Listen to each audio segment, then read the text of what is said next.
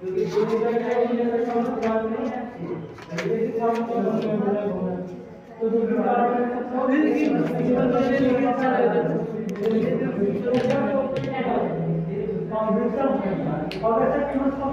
अच्छा, आज हम पढ़ेंगे एक्सेस प्रेशर, आधिक्य दाब।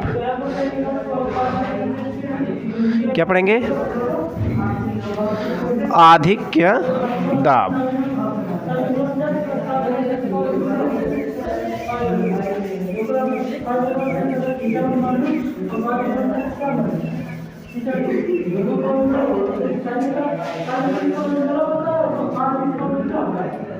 ओहो, आधिक्य दाब कहाँ लिखे?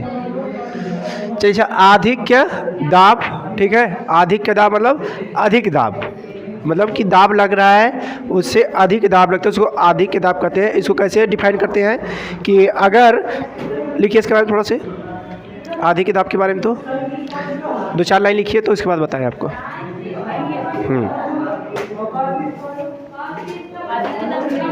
हाँ,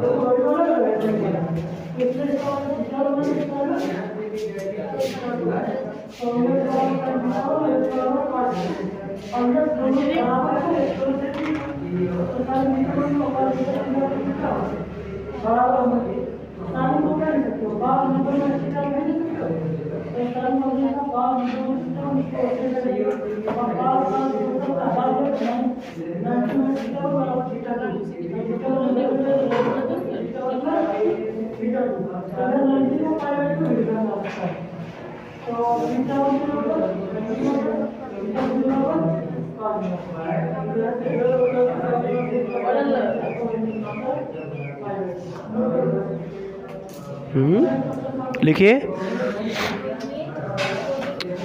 द्रव का आवागुण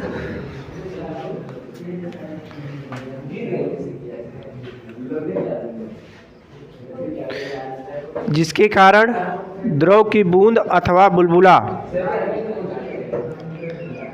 सिकुड़ने का प्रयास करता है,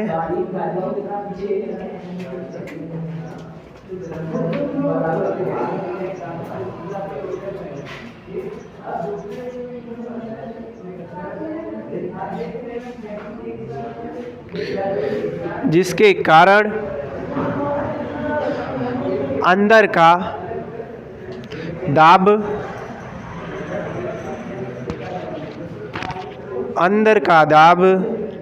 बढ़ जाता है और बाहर का दाब कम हो जाता है। यह घटना पृष्ठ तनाव के कारण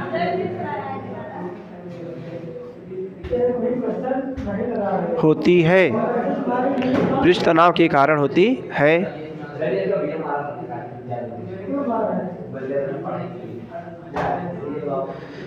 दाब के इस अंतर को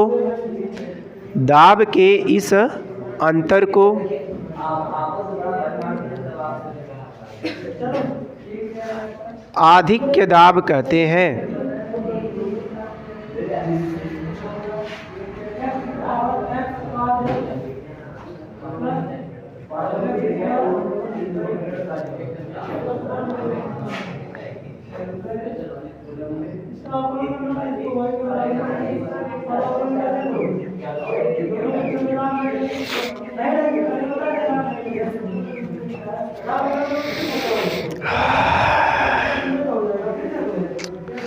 देखो, जाओ तो मेरा बैग उसमें मार्कर होगा, चल ही नहीं रहा है।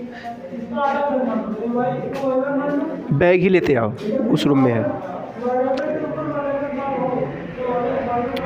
आधिक्य दाब को P' से प्रदर्शित करते हैं। आधिक्य दाब को P' से प्रदर्शित करते हैं।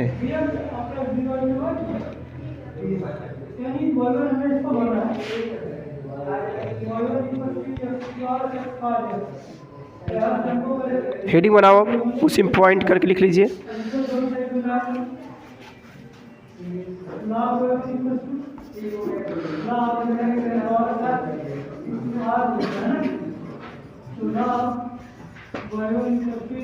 आधिक्य दाब किसके लिए? द्रव की बूंद के लिए। आधिक्य दाब द्रव के बूंद के लिए।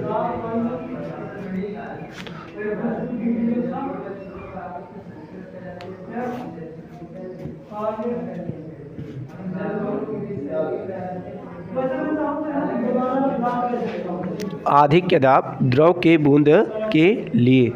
देखिए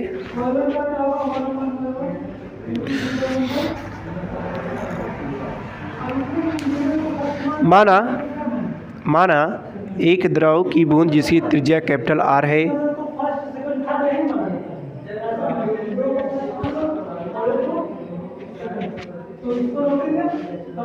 तथा इस पर पृष्ठ तनाव कैपिटल टी है। बूंद के बाहर का दाब कैपिटल पी है।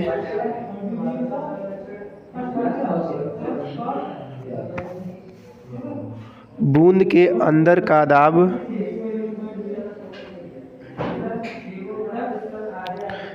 क्या हो जाएगा?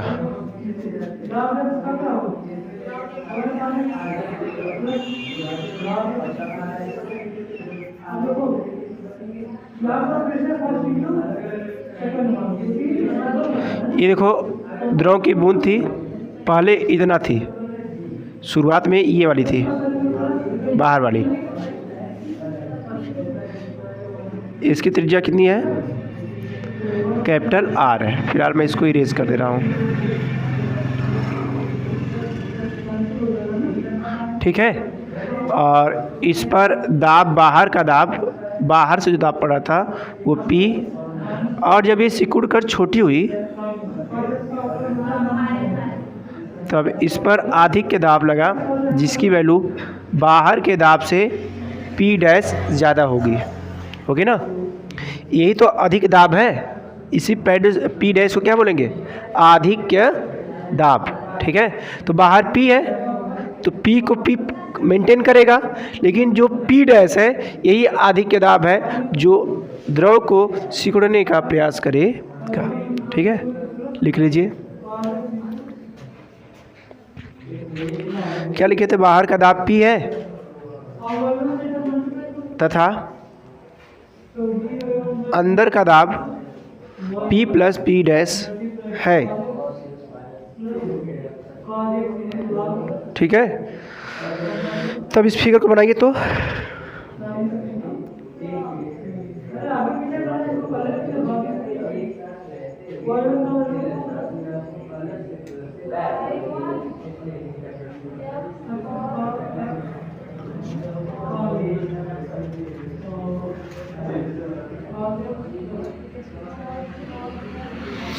बन गया।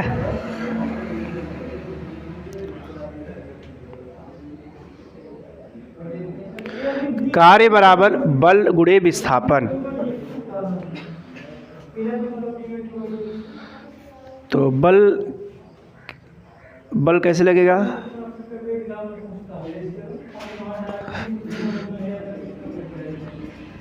कार्य बराबर बल गुणे विस्थापन। बल कैसे आएगा? एक फार्मूला और था, दाब बराबर बल बटे तो यहाँ से बल बराबर क्या हो जाएगा? दाब गुणे क्षेत्रफल। ठीक है, इसलिए यहाँ पे हम लिखेंगे कार्य बराबर क्या हो जाएगा? दाब गुणे क्षेत्रफल गुणे विस्थापन। तो दाब हमारा एक्स से P डैश है, क्षेत्रफल कितना है? क्षेत्रफल डेल्टा A लेना पड़ेगा ना। क्षेत्रफल गोले का क्षेत्रफल पाई R स्क्वायर, त्रिज्या थी ना। अब विस्थापन, ये विस्थापित हुआ है डेल्टा R, तो डेल्टा R, तो W equal to P dash 4 pi R square into delta R। ठीक है, लिख लीजिए। अब थोड़ा सा इसको हमें इंटीग्रेट करना हाँ इंटीग्रेट ही करना पड़ेगा, इसलिए मैं कहता लोग इधर बैठे तो आसानी रहती लिखने में।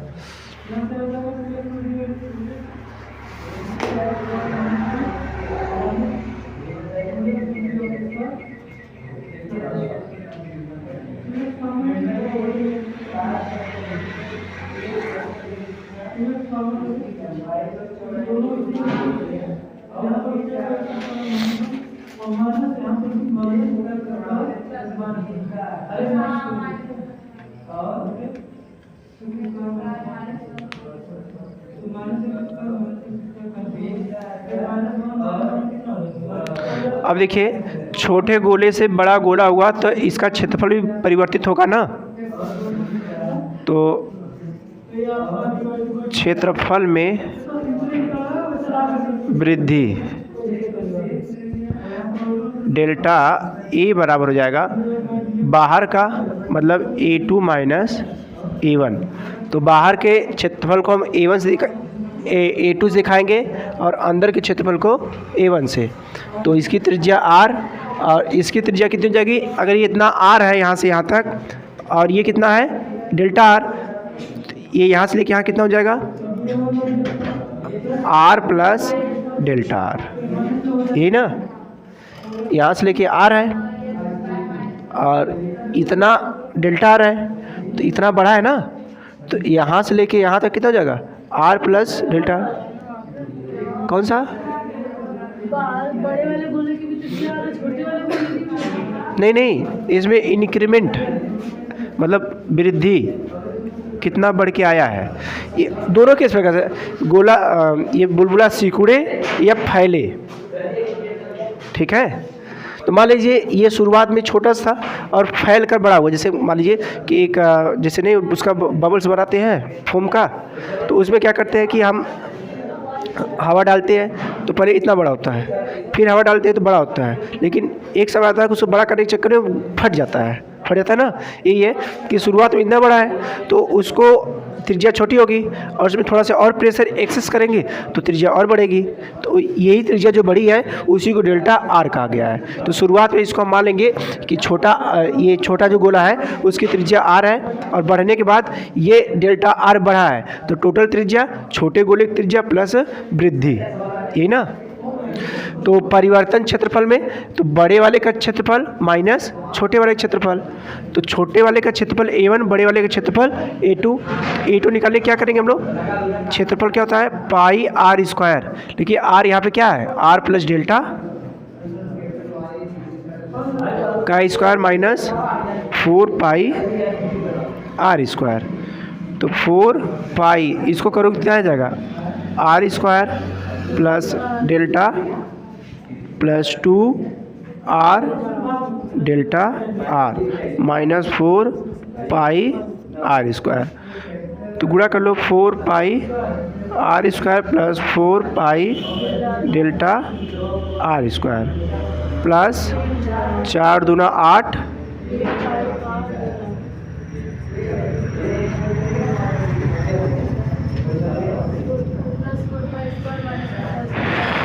ये कैंसिल हो गया 4 pi delta plus 8 pi R into delta R. ये क्या आया है क्षेत्रफल में, अब क्षेत्रफल में वृद्धि डेल्टा ए और डब्ल्यू इक्वल टू हमारा यहाँ पे क्या आया था 4 pi r square into are. चलिए लिखिए इसको पहले, क्षेत्रफल में वृद्धि 8 पाई आर डेल्टा आर और क्या है 8 पाई आर डेल्टा आर, ठीक तो आया है।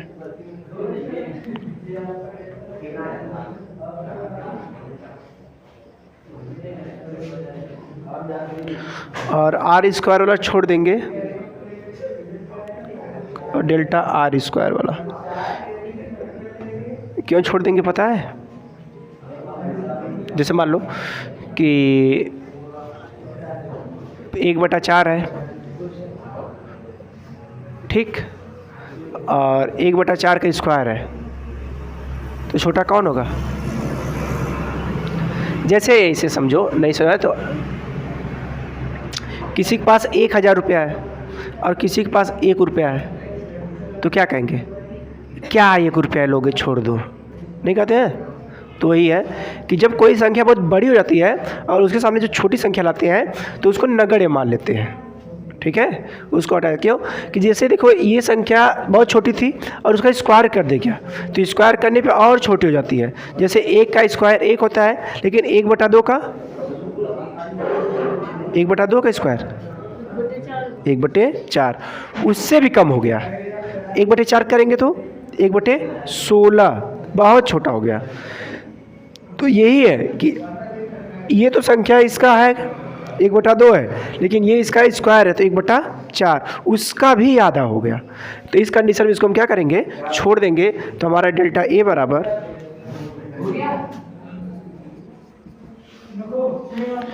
8πr delta R.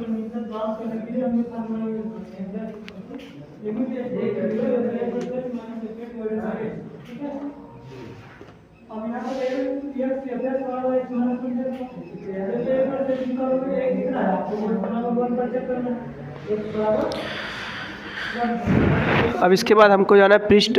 ये तो इसका हो गया कार्य, हमने निकाल लिया था।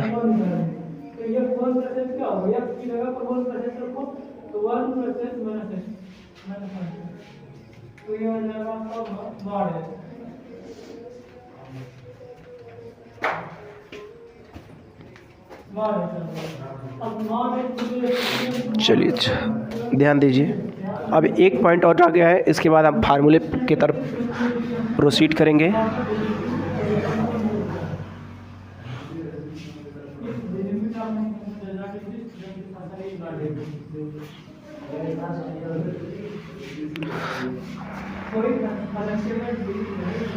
अब एक हो गया पृष्ठीय ऊर्जा में वृद्धि। तो पृष्ठीय ऊर्जा में वृद्धि का फार्मूला क्या है था? पृष्ठ ऊर्जा क्या आई थी उस दिन, याद आ रहा है? नहीं याद आ रहा है। W = डेल्टा या T × डेल्टा। ये किसके लिए है? ये बूंद के लिए है, पानी की बूंद के लिए है। और ये 2 डेल्टा ये किसके लिए है? बुलबुला के लिए है,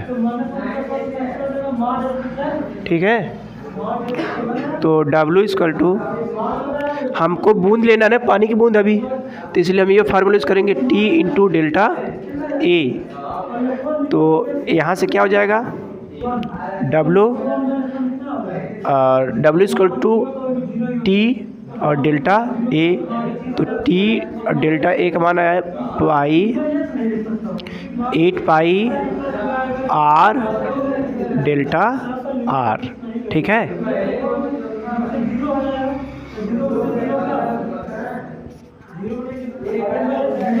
इक्वेशन सेकेंड और यहाँ पर इक्वेशन फर्स्ट, दोनों तो ही है। कार्य करने की क्षमता को ऊर्जा कहते हैं। एक कार्य यहाँ पर है और यही कार्य यहाँ पे है, तो इसलिए आपस में क्या हो जाएंगे? बराबर।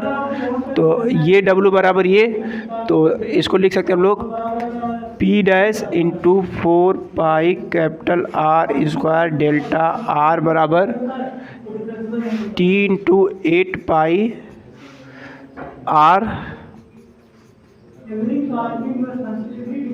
Delta R। कुछ कैंसिल हो रहा है देखो, 4π 8π, तो यहाँ 2 हो गया, ठीक है। Delta R delta R, R² R, तो यहाँ से P' × R बराबर T × 2, यही ना। तो P' बराबर 2T/R।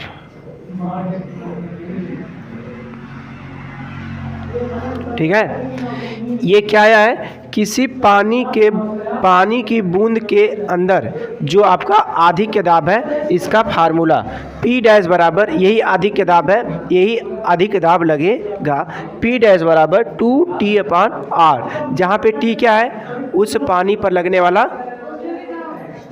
पृष्ठ तनाव, और R क्या है, त्रिज्या, शुरुआती त्रिज्या, जो शुरुआत में उसकी त्रिज्या रहेगी वो, ठीक है। इसका मतलब कि जो एक्सेस प्रेशर होता है वो डायरेक्टली प्रोपोर्शनल होता है उस पर लगने वाला पृष्ठ तनाव, और इन्वर्सली प्रोपोर्शनल होता है उसकी त्रिज्या के। इसका मतलब कि अगर गोला जितना छोटा रहेगा उस पर दाब उतना ही अधिक लगेगा, और गोला जितना बड़ा होगा उस पर दाब कम लगेगा, ठीक है। चलिए बना लीजिए।